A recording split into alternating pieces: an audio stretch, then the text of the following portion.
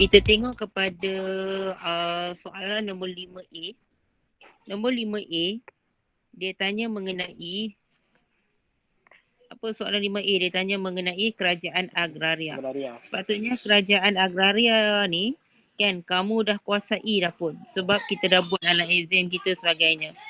Jadi cikgu harap untuk kerajaan agraria pun benda ni, kamu dah kuasai dia.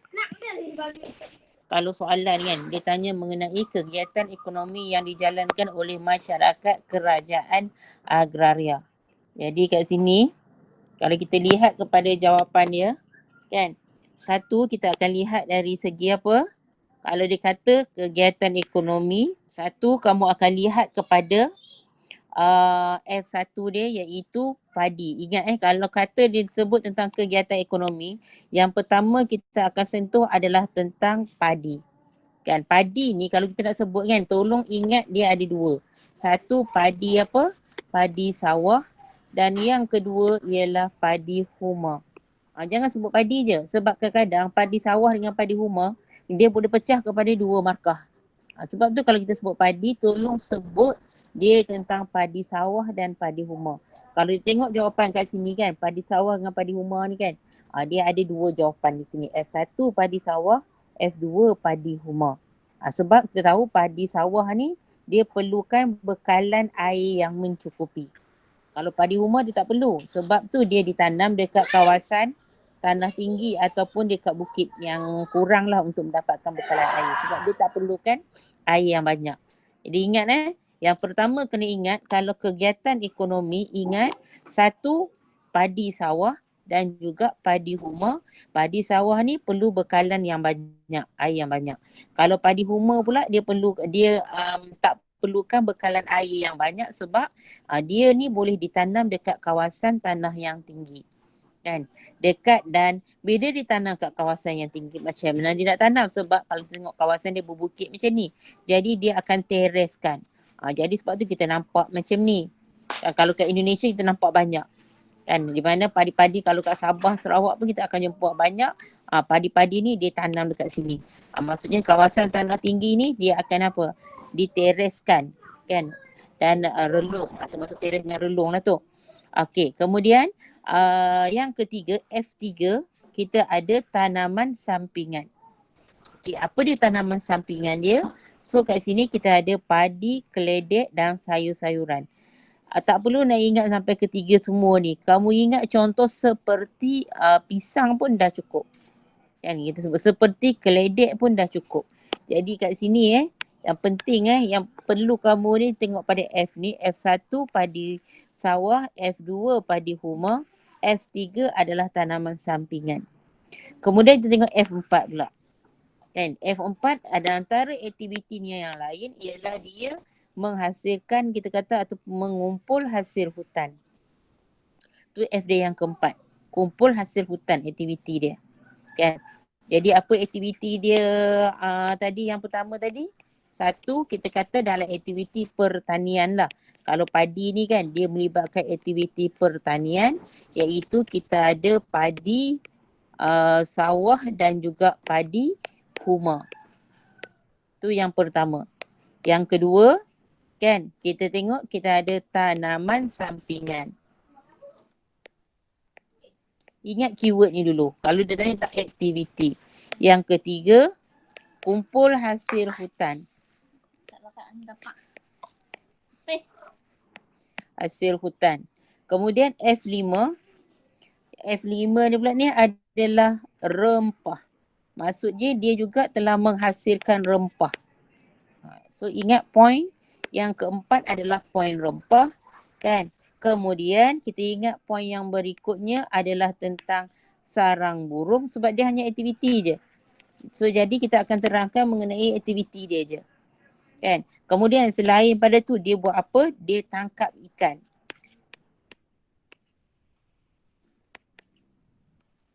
Tangkap ikan, kalau kerajaan agraria, dia tangkap ikan ni tu tak boleh kata tangkap ikan dekat laut. So sebab tu dia kata kat sini tangkap ikan dia yang melibatkan apa? Sawah, paya dan juga sungai. Ni dekat kawasan pedalaman. Kemudian tengok F8. F8 ni tentang binatang apa, dia dapatkan kulit kura-kura.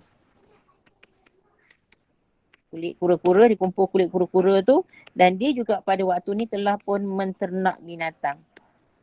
So dia dah ternak binatang. Contoh ternak binatang, bagilah lembu ke apa benda sebagainya. Okey. Jadi kat sini walaupun kat sini ada 9 poin, tapi 9 poin ni kita tengok padi tadi padi huma dengan padi sawah tu dia dah bagi pada dua. Jadi yang penting kat sini keyword yang kita perlu ingat ni kan, kalau kita nak cerita tentang aktiviti kegiatan ekonomi kerajaan agraria, kita akan sebut aktiviti dia tak sebut terangkan mengenai kerajaan agraria ke apa. Kalau terangkan mengenai kerajaan agraria ke apa, kamu boleh sebut segi lokasi dia semua.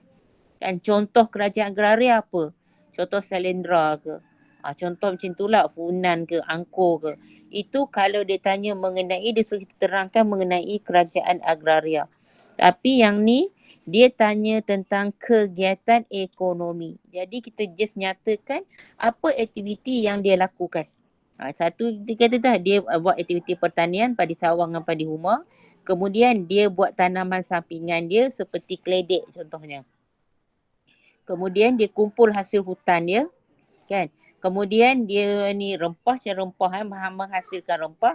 Kemudian dia juga cari sarang burung, kan. Kemudian dia tangkap ikan, dia cari kulit kura-kura dan juga dia ternak binatang. Ingat keyword ni, 8 keyword ni automatik sebenarnya kamu buatlah ayat kamu macam mana kamu nak buat sekalipun. So, markah di dalam tangan kamu tu memang dah cukup. Biasanya soalan ni dia akan tanya untuk 4 markah, 6 markah ataupun 8 markah. Itu bergantung pada dia. Kan, kalau 8 markah bagi semua ni. Kan, kalau tanya hanya 6 je, so kamu bagi semua ni dah maksimum dah. 4, lagi maksimum lah jawapan yang kamu boleh bagi. Kan? Sebab ini yang cikgu bagi poin ni yang kita belum buat sebarang penerangan. Kalau kita letak lagi tanaman sampingan seperti keledek, dapat lagi jawapan lagi. Kalau hasil hutan, seperti apa? Katalah kita kata kayu gaharu, dapat lagi markah lagi. So kalau rempah, ingatlah rempah hatus yang ada kat rumah kita tu. Kan cengkeh ke, kan bunga cengkeh ke, lada hitam ke apa benda sebagainya. Kan kalau sarang burung ni sarang burung lah, dia untuk ni kan permintaan yang tinggi. Kalau tangkap ikan mesti kata dekat air tawar lah. Bagilah contoh seperti dekat mana, Paya contohnya, dah cukup dah. Kan kumpul kulit kura-kura dan juga ternak binatang. Okey, jadi itu untuk kegiatan ekonomi untuk A. Ada soalan nak tanya cikgu kat sini? So anyone? Ada soalan nak tanya? Tanda jawapan. Yang buat tu tanda jawapan. Adakah jawapan kamu cukup untuk 6 markah yang kamu bagi kat cikgu tadi? Nanti cikgu akan tanda juga. Cikgu nak kamu tanda dulu. Nanti kamu bandingkan jawapan kamu dengan jawapan yang cikgu tanda tu macam mana. Kan? Tulis dia punya point tu dekat bahagian tepi tu. Tepi jawapan kamu, make sure. Sebab mungkin soalan nanti dia tanya untuk 8 markah, kita tahu. Kalau 4 tak ada masalah sebab kita dah ada stok jawapan 8. Kan? Takut dia tanya lebih daripada tu. Standardnya kalau maksimum dia 8 markah je lah kat situ. So kat sini dia nak 6 markah sahaja. Okay. Okay. So kita pergi kepada next. Kita tengok kepada soalan yang berikutnya. Ini yang soalan ni, perasan tak masa hari tu kamu buat masa pertengahan tahun kan. Banyak daripada kamu kantoi soalan ni. Kan? Kamu tahu tentang kerajaan agraria tapi bila datang ke soalan ni, kamu tak dapat jawab soalan ni. Sebab apa? Sebab kamu tak baca tentang soalan ni. Jadi B dia tanya kerajaan agraria dengan kerajaan maritim dikatakan saling lengkap melengkapi antara satu sama lain, jelaskan. Ataupun dikata saling lengkap melengkapi ataupun saling bergantung antara satu sama lain. Kalau saling bergantung ni kira sama juga lah. Antara satu sama lain kan, kita sama jugalah dengan dia. Jadi F1, kerajaan agraria, dia kata membekalkan tenaga kerja kepada kerajaan maritim. Okay, kita ambil dulu dia ada tenaga kerja kat sini. Kemudian kerajaan agraria pula, dia perlukan apa? Kerajaan maritim lah kat sini. Dia bagi barang mewah kepada kerajaan agraria. Okey, cikgu bagi poin utama dulu. Nanti baru kita akan tengok kepada huraian dia. Sebab tadi ada yang dah cikgu sama ada macam contoh macam tembika daripada Cina apa tembika ni dapat markah ke tidak. Okey, nanti kejap lagi cikgu akan terang. Okey, kemudian makanan. Maksudnya agraria bekalkan makanan kepada kerajaan maritim.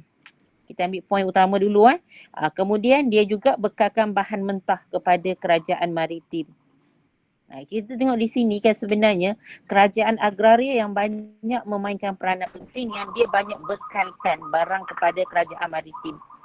Tapi kerajaan maritim ni dia tak bagi banyak pun, tapi dalam dia tak bagi banyak, dia bekalkan barangan mewah. So kita akan dapat lihat kat sini banyak datangnya daripada kerajaan agraria. Kan? Jadi kerajaan agraria bekalkan apa lagi? Gajah kepada kerajaan maritim. Kan? So dia bekalkan apa lagi? Tukang kayu dan batu daripada kerajaan maritim. Kan? Kemudian dia bekalkan apa lagi? Barang dagangan kan. Barang dagangan ni nanti kita akan tengok macam contohnya macam hasil hutan lah kepada kerajaan maritim. Ini baru poin utama.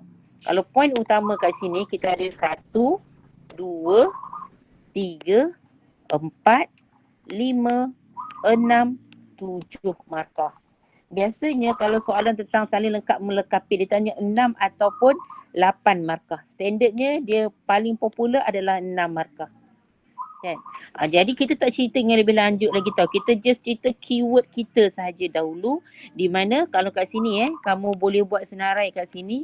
Apa yang kerajaan agraria bekalkan. Yang kita keluarkan balik.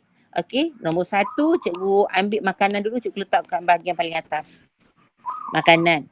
Nombor 2, tenaga kerja. Sebab kerajaan maritim ni, kerajaan agraria ni dia mempunyai ramai penduduk.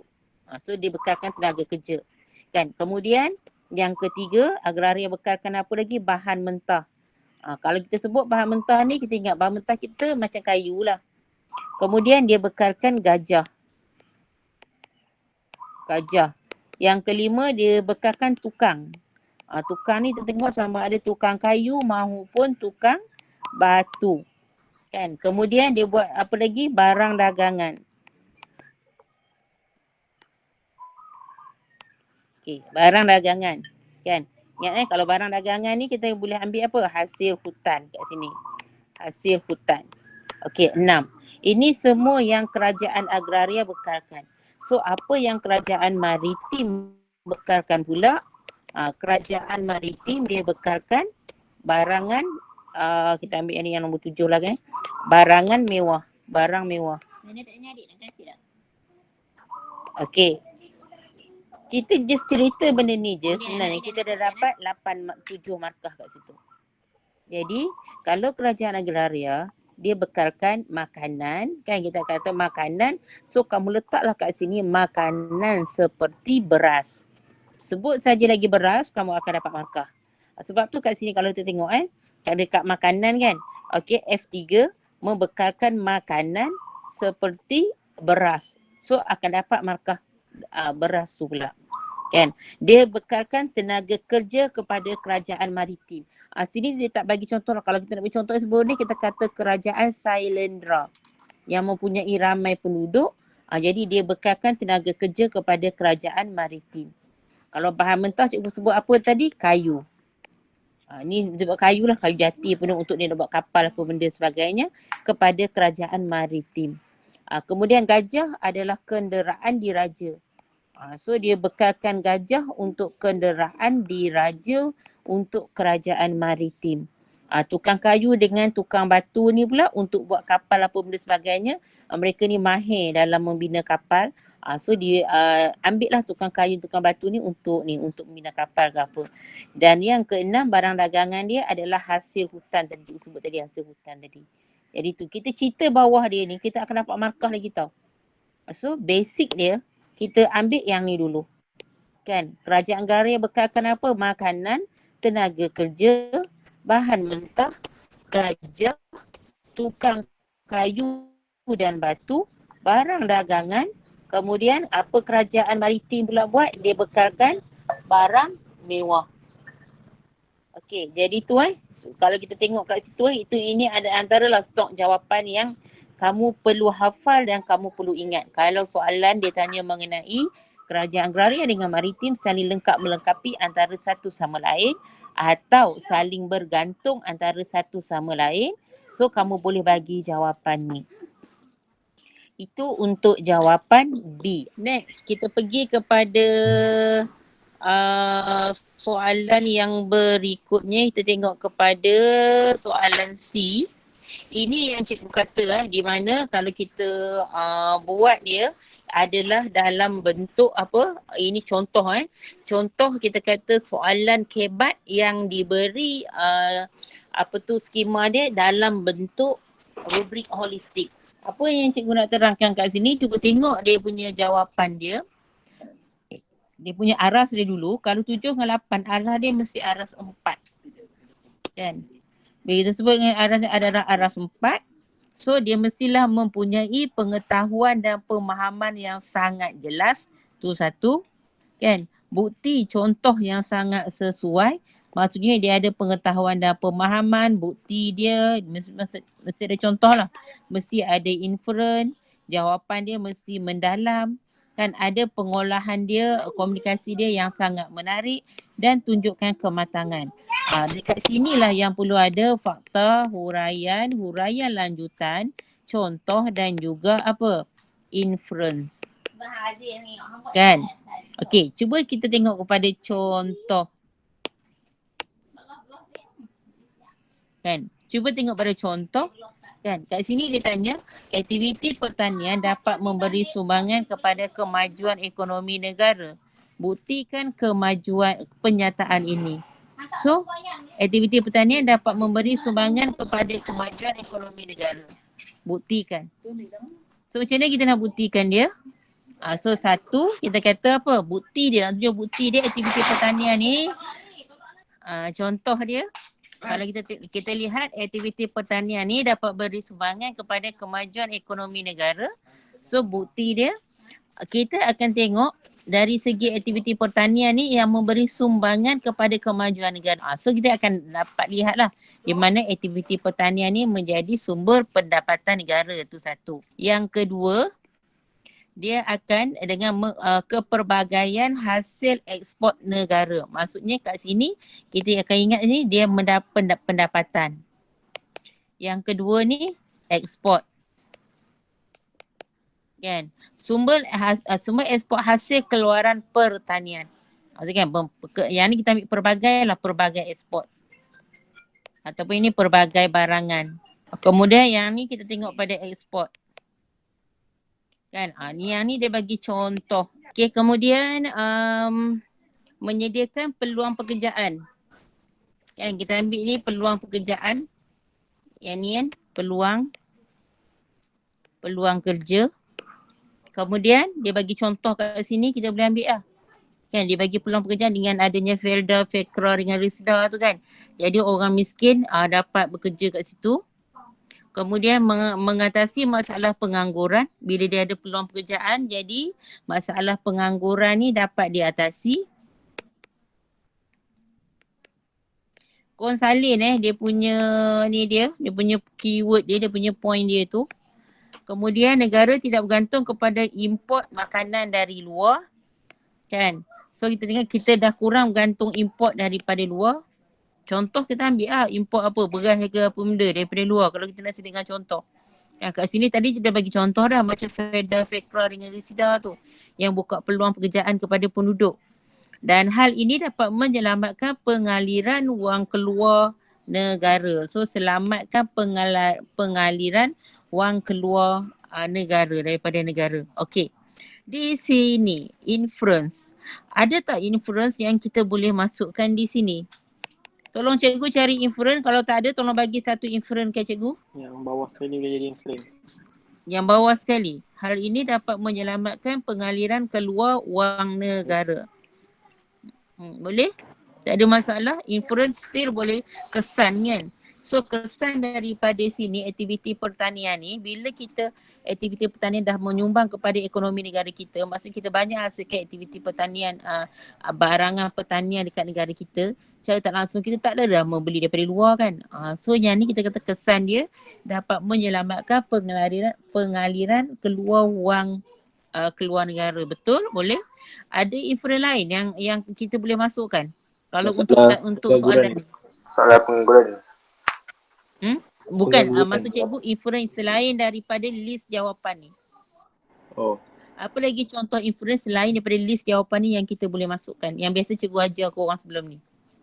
Ini berkaitan dengan ekonomi, so kita nak cerita tentang apa inferen dia? Akan? Meningkatkan kemajuan negara. Meningkatkan apa? Dia kita tengok kemajuan dia dah pakai tau untuk soalan tau. Jadi meningkatkan apa? Ekonomi. Ekonomi. Kita kata meningkatkan, kita kata ekonomi negara ke boleh kan. So kita jangan lagi meningkatkan kemajuan ekonomi negara. So dia akan balik kepada soalan tu. So inferen dia apa yang kita dapat buat kat sini, sebab dia kata memberi sumbangan kepada kemajuan ekonomi negara, dapat meningkatkan ekonomi negara ataupun kita kata image negara. Image negara akan meningkat ke dan sebagainya, ataupun kita kata dikenali dunia ke apa, boleh diberi kat situ. Kan ini antara inferen lain yang kita boleh masukkan kat sini. Kan, so ingat terutamanya untuk soalan esei soalan esei macam ni kan, keluarkan poin-poin dulu daripada poin-poin yang ada, lepas tu kamu jadikanlah dia macam yang ni, ini jadi fakta lah ni. Ini akan jadi huraian, ini akan jadi huraian lanjutan, ini akan jadi contoh. Maksud macam tu. Yang ni pula mungkin dia akan jadi fakta balik ke contohnya. Ini akan jadi fakta balik. Ini jadi macam contoh. Kan ini akan jadi huraian dia. Kan. Ini pula mungkin kata pula ini pula mungkin akan jadi fakta juga. Ini akan jadi huraian. Dia tak kisah benda ni. Yang penting ni. Benda ni. Mesti ada. Mesti ada fakta, huraian lanjutan, contoh dan juga inferen. Mesti ada benda tu kau masukkan. Macam mana yang cikgu ajar dalam kelas sebelum ni pun. Itulah dia. Kan? So ingat ini hanya untuk soalan kebat saja. Cuba kita bandingkan dengan jawapan di bawah ni untuk aras 3. Aras 3 dia masih lagi nak contoh. Sebab tu cikgu kata kalau kamu tak letakkan contoh, kalau ditanda melalui holistik, aras 3 pun markah 5 dengan 6 ni pun kamu tak akan boleh dapat. Sebab apa? Sebab kamu tak ada contoh. Jadi selitlah contoh. Seperti macam dia kata, menyediakan peluang pekerjaan kepada penduduk seperti pembukaan Ferda, Fekra dan Rizda. Contoh macam itulah. Kita je selitkan tu, kita nyambung je. Seperti apa? Boleh kat situ Jadi di sini kalau kita lihat kan, dia masih lagi kekalkan ada contoh kat sini kan. Seperti ada contoh lagi kat sini, so dia akan kena yang ni ada. Yang ni masih lagi ada, masih lagi jelas. Jawapan dia mendalam kan. Tapi kalau kita tengok ni, kita tengok kan kalau kat atas ni kita mendalam struktur perinci. Sangat mendalam. Yang ni dia mendalam je. Yang kat atas tu semua dia sangat-sangat. Yang ni dah tak ada sangat dah. Yang jawapan bawah tu dia dah lain dah. Komunikasi pengolahan menarik, dia tak ada sangat menarik dah. Dan dia tak ada menunjuk kematangan kat situ. Yang ni layak untuk 5 dengan 6. Sebab tu kalau kamu cukup pun ni ke semua item ni, tapi cara kamu jawab kan, cara kamu jawab kadang-kadang tak kena ataupun kurang sedikit lah. Mungkin dekat sini kalau kita lihat kan, inferen pun dia tidak ada membuat inferen macam tu je kan. So dia still lagi tengok pelajar ni buat ada, jawapan dia semua ada, tapi dia belum lagi boleh pergi kepada lajur aras 4 ni. So dia akan bagilah aras 3. Aras 3 mungkin kau akan dapat 6 markah je. Itu cara untuk holistik Tapi holistik biasanya lah ada je, cukup je haul benda ni kan. Maksudnya dia akan dipertimbangkan lah untuk 7 dengan 8. Tu je. Dia pun nak tolong kamu juga. Tapi dengan syarat kamu mesti kena cukup benda ni. Ini kalau dia tanda ikut holistik. Tapi setakat sekarang ni dia tanda ikut analytical dan juga holistik. Maksudnya kalau analytical kamu bagi je poin je, asalkan katalah poin semua ni kamu bagi, kau masukkan je kan. Kamu gunalah penanda wacana apa benda sebagainya. So kamu akan dapatlah untuk 8 markah tu. Takutlah untuk zaman kamu nanti ni tiba-tiba dia nak inferen. Jadi ambil salah satu jawapan kamu ni, jadikanlah dia sebagai inferen dekat bawah. Dan soalan-soalan yang lain macam huraian lanjutan tu, kamu just buat apa? Kamu just buat gunakan penanda wacana je. Hal ini malah kita tunjukkan ada sangkut kat atas. Bila ada sangkut tu bermaksud itu akan jadi huraian kepada point di atas. Contoh kita selit je lah contoh kat mana-mana. Okey. Ada nak tanya cikgu untuk soalan kebat? Cikgu, Kalau poin lain boleh ke? Boleh. Dan dia akan ada kat sini mana-mana jawapan munasabah. Contoh apa jawapan kamu? Menggalakkan penduduk tempatan untuk menyokong produk pertanian negara. Menggalakkan? Penduduk tempatan. Menggalakkan apa? Penduduk tempatan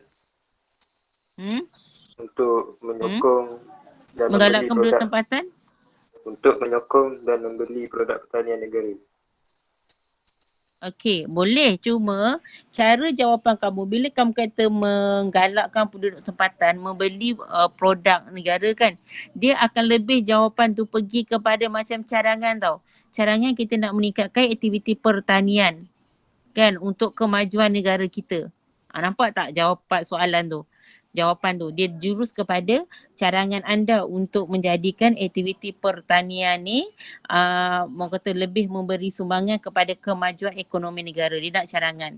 Yang ni dia tak nak cadangan tau. Tapi yang ni dia dah bagi satu statement. Aktiviti pertanian memberi sumbangan kepada kemajuan ekonomi negara. Statement dia yang tu. Maksudnya pertanian dah bagi sumbangan kepada ekonomi negara kita. Buktikan. Apa bukti dia? Bukti dia daripada aktiviti pertanian negara kita akan lebih pendapatan penduduk akan penduduk dapat pendapatan penduduk meningkat. Lepas tu kita kata apa, dia memberi peluang pekerjaan, dia mengurangkan kadar pengangguran. Macam jawapan-jawapan dibagilah. Macam yang kamu bagi tadi apa tadi? Menggalakkan penduduk tu kan. Menggalakkan penduduk membeli barangan buatan tu kan. So kat sini lebih sesuai kita akan letak untuk jawapan tu. Kalau kat sini kamu boleh ambil contoh macam minyak sawit, barangan buatan kita, negara kita kan. So kat sini apa yang kita boleh nyatakan kat sini, mungkin kita akan nyatakan keluaran barangan tempatan. Keluaran barangan tempatan. Jadi kat sini aktiviti perdagangan dapat memberi sumbangan kepada kemajuan ekonomi negara. Daripada sini apa? Daripada aktiviti pertanian tu telah menghasilkan barangan tempatan. Maksudnya keluaran barangan tempatan, dia hasilkan produk. Dalam nama yang lain. Produk tempatan. Jadi produk tempatan ni, produk-produk yang dihasilkan ni telah menyumbang kepada kemajuan ekonomi negara. Maksudnya tu. Dia lebih kepada nak buktikan apa dia. Bukti dia apa yang kita nampak. Macam produk-produk tempatan lah. Barang-barangan tempatan yang dibuat daripada pertanian seperti minyak sawit. Contoh macam tu. Beli sawit. Itu boleh. Kan? Cuma boleh diterima yang jawapan tu. Cuma jawapan tu takut publik kita tu kalau dia rigid sikit, dia akan kata ini cadangan ni. Ini bukan dia nak buktikan ni. So kita, point kamu tu dah ada. Cuma kita kena twist je. Cara ayat kita tu. Kita twist kepada kita buktikan. Adanya produk barangan tempatan yang membuka, yang kita kata apa, yang menyumbang kepada pendapatan negara, produk-produk tempatan yang mendapat permintaan di luar negara dan seterusnya menyumbang kepada kemajuan ekonomi negara. Contoh kita bagilah minyak sawit ke apa. Okey. Kalau kita tengok kepada next soalan yang berikutnya, kita akan lihat aras Cikgu tengok pada aras Sebab yang ni cikgu nak tunjuk ke aras je. Cuba tengok aras 2. Aras 2, kalau kita tengok aras 2 ni, dia dah tak ada contoh dah. Aras 3 tadi dia nak lagi contoh. Aras 2 dia tak ada contoh dah. Dia nak pengetahuan je. Ni dia nak pengetahuan je. Dia nak jawapan pun kurang mendalam. Tadi jawapan mendalam kan. Yang tadi jawapan sangat mendalam. Kemudian jawapan mendalam. Datang aras 2 jawapan kurang mendalam dah. Dan hujah dia yang ringkas je. So kat sini kan sebenarnya poin-poin lah. Poin-poin yang kamu bagi itulah.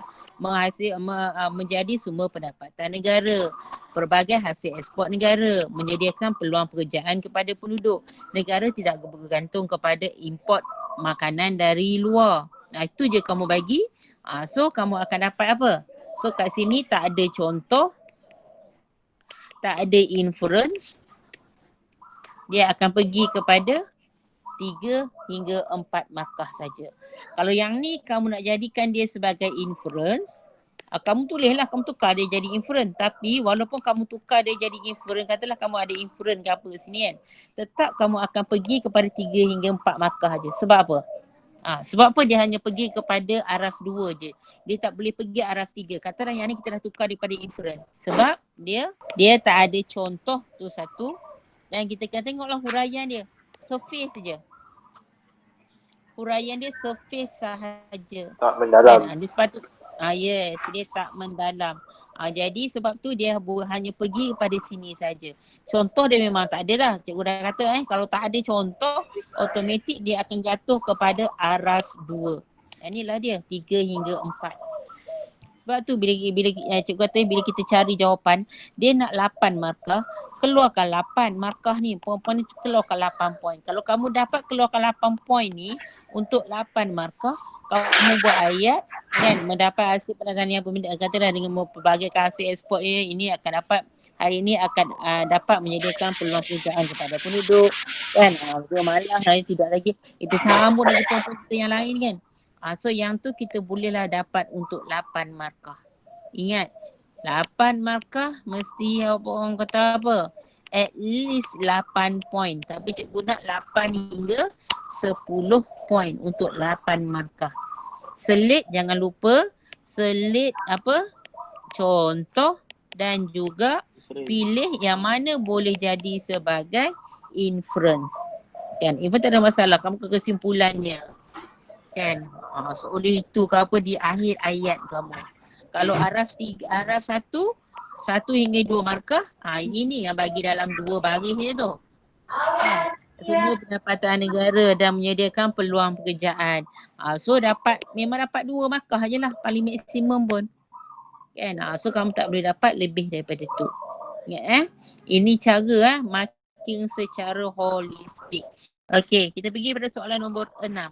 Ini pun sebenarnya dalam kelas ni kita dah bincang ni. Dalam kelas pengukuhan pun dah bincang, nota-nota pun dah diberi kan. Kalau kita sentuh je mengenai kerajaan, jangan lebih kelabu sikit lah. Okey, dalam kerajaan Abbasiyah yang pertama ingat diasaskan selepas revolusi Abbasiyah, kerajaan Bani Umayyah. Ditaja oleh siapa? Ali bin Abdullah secara sulit. Kan, kemudian Khalifah Umar Abdul Aziz pula yang kendalikan dia secara terbuka. Biasanya soalan ni dia tanya 4 ataupun 6 markah. Kan? Okey. Nanti kita akan pilih lah poin mana yang kau kena ingat, kau kena hafal. Kemudian kempen atas nama Ahlul Bait, tu satu. Kan? Kemudian mendapatkan menjadikan kawasan Khurasan, Kufah dan juga Hamimah sebagai pusat operasi. Kemudian diperkukuh dengan keanggotaan 2 pahlawan besar dia. Ini iaitu Abu Salamah yang mengetahui di Kufah dan juga Abu Muslim Al-Khurasani dekat Khurasan. Kemudian dia ambil sempena nama Al-Abbas, bapa saudara Nabi. Dia melalui sistem warisan ataupun monarki. Dan kemudian Abu Ja'far Al-Mansur memindahkan pusat pentadbiran di Damsyik ke Baghdad. Okey. Kat sini, poin mana utama yang kita perlu kena ingat? Kan? Perlu kena ingat. Okey, ni serupa nak ni kat sini. Okey, yang pertama, ingat revolusi Abbasiyah. Kerajaan ni kalau kita tengok bermula selepas revolusi Abbasiyah untuk menumbangkan kerajaan Bani Umayyah. Kita ingat kerajaan Bani Umayyah dulu, lepas tu Abbasiyah, lepas tu baru Turki Utsmaniyah kan. So dia ada itu. Kan? Ingat revolusi Abbasiyah. Yang kedua, kan? Yang kedua kita nak ingat nama kadang-kadang sukar kadang-kadang sulit dan terbuka. Ingat 2 poin dulu. Kita kata mula-mula gerakannya ditaja oleh, kita tak ingat nama dia siapa kan. Kata dibuat secara sulit. Dan kemudiannya dikendalikan secara terbuka. Mula-mula sulit, lepas tu terbuka. Kan? Okey. Yang ketiga, kita ada apa? Kempen dia atas nama Ahlul Bait. Kempen. Dia buat kempen tu nak dapatkan sokongan penduduk dengan digunakan Ahlul Bait. Kan? So bila digunakan atas nama Ahlul Bait ni, maksudnya keluarga Nabi Muhammad ni, jadi orang akan bagi sokongan lah dekat kerajaan Bani Abbasiyah ni. Kan? Okey. Kawasan pusat operasi dia. Pusat operasi dia ada 3. Tak ingat 3. Ingat salah satu pun dah cukup. Sama ada Khurasan, Kufah dan juga Humaimah. Tu yang keempat Yang kelima pula kan. Okey, katalah nama 6 dengan nama 7 tu, apa tu Abu Salamah dengan Abu Muslim tu, kamu susah nak ingat tak apa, kamu legokan dia. Jadi tengok yang ke-6 ialah nama siapa? Al-Abbas. Apa Al-Abbas ni? Jadi dia ambil nama sempena nama Al-Abbas, iaitu bapa saudara Nabi Muhammad, dan dia menjalankan sistem pemerintahan secara warisan. Kan, ini yang kita kata apa? Secara monarki. Kan? Kemudian cara monarki dah cukup 6. Jadi ini poin utama, sebab biasanya soalan ni dia tanya 4 ataupun 6 markah saja. Kamu tak perlu nak menyusahkan diri nak hafal detail sangat nama-nama orang ni. Kamu hanya ingat je bermula dengan Revolusi Abbasiyah yang telah menumbangkan kerajaan Bani Umayyah. Kan, mula-mula dia buat secara sulit, kemudian dia buat secara terbuka, dan dia mendapatkan kita kata kempen atas nama Ahlul Bait, iaitu untuk mendapatkan sokongan penduduk pada waktu ni. Pusat operasi dia dekat Khurasan ataupun Kufah dan juga Humaimah. Kemudian nama tu diambil sempena pada nama bapa saudara Nabi, iaitu Al-Abbas, dan dia mengamalkan sistem pemerintahan warisan, iaitu monarki. Maksudnya sistem pemerintahan beraja lah kat situ. So dapat itu untuk apa? Dia tanya mengenai pembentukan. Ini soalan tentang pembentukan. Okey. Okey, pergi kepada soalan B. Soalan B, dia tanya mengenai sumbangan sumbangan kerajaan Abbasiyah dalam perkembangan ilmu pengetahuan. Sumbangan Abbasiyah. Ni dah hafal belum ni sumbangan kerajaan Islam ni? Ya, juga hafalkan sumbangan-sumbangan ni. 1, pusat intelektual. Sebab dia kata apa? Bani Abbasiyah dalam pengembangan ilmu pengetahuan. Abbasiyah ni memang terkenal dengan ilmu pengetahuan dia. Kan, kat sini kita tengoklah antara pemerintahan yang agung pada kat sini, Khalifah Harun Ar-Rashid dan juga putranya Al-Ma'mun. Yang kedua, Baghdad. Cikgu ambil poin utama je. Baghdad menjadi pusat intelektual.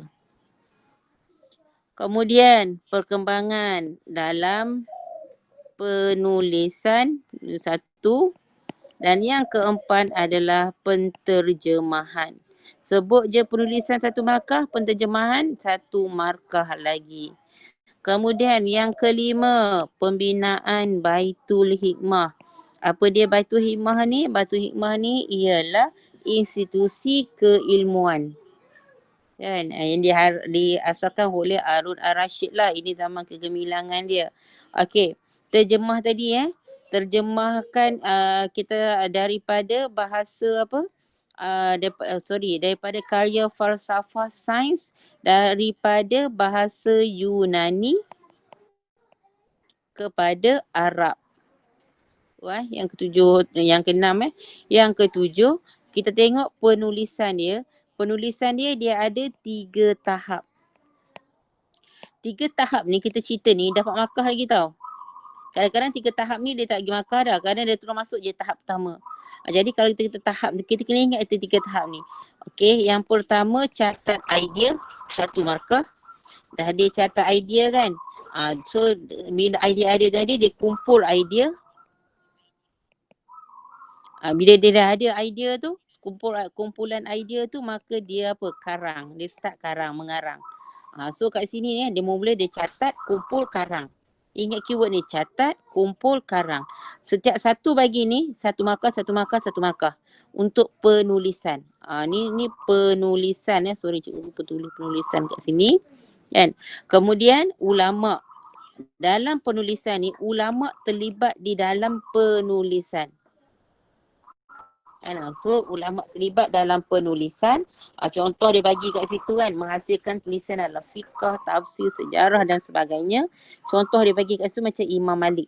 Cikgu bagi poin kat sini, yang utama kat sini adalah ulama sahaja. Kan, okey. Kita pergi kepada next kita dia, sebab dia ada sambungan sikit lagi untuk bahagian ni. Sambungan dia. Saya tak ingat satu. Ni kot. Tu kat sini. Double sikit kat sini, tak apalah. Okey, 8 kan. So, kalau kita tengok kat sini ulama-ulama tadi poin-poin yang ada kat atas tadi kan.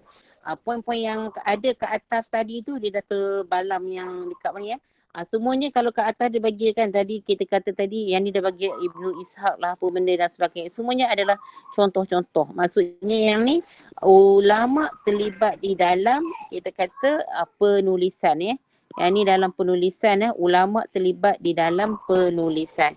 Contoh macam Ibnu Ishaq ke apa benda. Contoh dalam penulisan apa? Teringat semua, ingat fiqh cukup Contoh. Kan? Ataupun ingat apa? Bidang-bidang dia. Usuluddin ke apa benda ke apa kan. Sejarah ke apa benda. Bolehlah ingat kat situ, sirah lah. Kan? Boleh nyatakan kat situ. Ni So yang penting kat sini untuk sumbangan ingat dia menyumbang dalam sebagai pusat intelektual. Baghdad ni muncul sebagai pusat intelektual. Dia juga kita kata ni dalam penulisan dan juga penterjemahan dan wujud Baitul Hikmah iaitu institusi keilmuan. Bahasa dalam penterjemahan ni karya-karya Yunani, Rom apa benda ni telah diterjemahkan kepada bahasa Arab. Kemudian dia ada 3 tahap penulisan dia iaitu tahap pertama ialah catat, tahap kedua dia kumpul idea, tadi catat-catat idea dulu. Yang kedua dia kumpul idea-idea yang dia catat tu dan akhir sekali dia mula mengarang.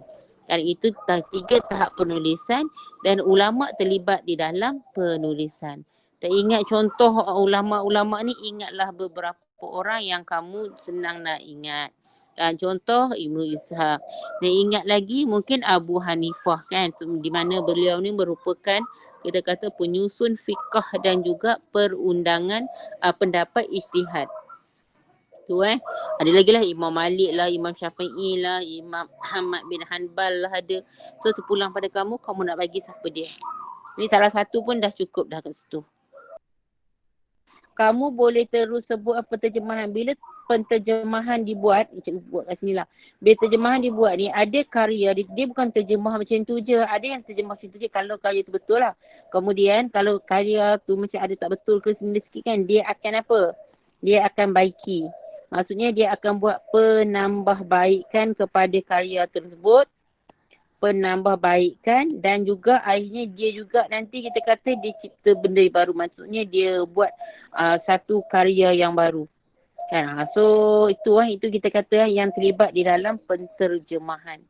Jadi secara tak langsung bila adanya aktiviti ni menyebabkan karya-karya daripada Eropah tu yang dulu yang pada waktu ni berada dalam zaman gelap dapat dijaga dengan baik dalam pada zaman kegemilangan Islam. Okey. Itu B. Soalan B. Nanti cikgu akan consider skema ni untuk kamu nak tengok balik ke apa. Okey. Dan C. Uraikan keberkesanan sistem pendidikan moden dalam mengukuhkan perpaduan dalam negara. So dia nak apa? Dia nak apa sekarang? Dia nak tentang apa? Keberkesanan sistem pendidikan moden dalam kukuhkan perpaduan negara. So dia suruh kita huraikan. Apa kita nak huraikan? So kita akan huraikan, kalau soalan C ni, kita akan huraikan mengenai keberkesanan dia. So apa keberkesanan sistem pendidikan moden kita ni dalam mengukuhkan perpaduan negara kita? So apa keberkesanan dia? So kita akan cari benda yang baik-baik ya. Apa keberkesanan dia? So kat sini dia kata apa? Dia kata kita ada sistem pendidikan kebangsaan. Sistem pendidikan kebangsaan ni contohnya semua orang belajar benda yang sama. Kan? So semua orang akan ikut benda yang sama. Dan mementingkan perpaduan juga sistem pendidikan kebangsaan kita ni. Sukatan yang sama, silibus. Kan, ini sukatan sama. Tengok dari sinilah. Kan? Kemudian bahasa Melayu menjadi apa?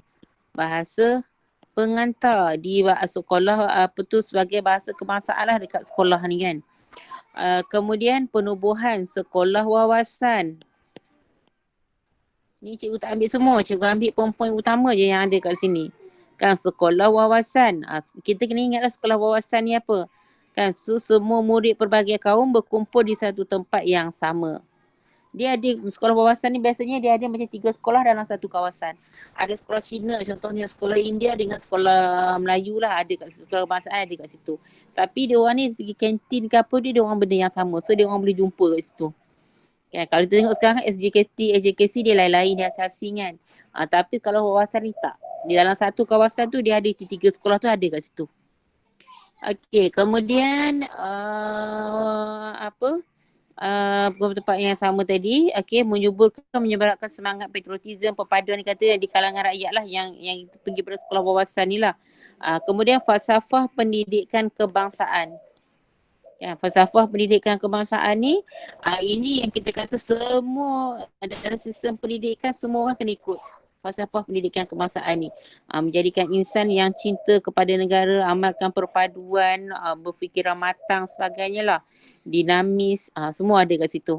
Dan kemudian dia ambil lagi keberkesanan sistem pendidikan moden kita dalam perpaduan. Kita tengok dalam bidang co-curriculum.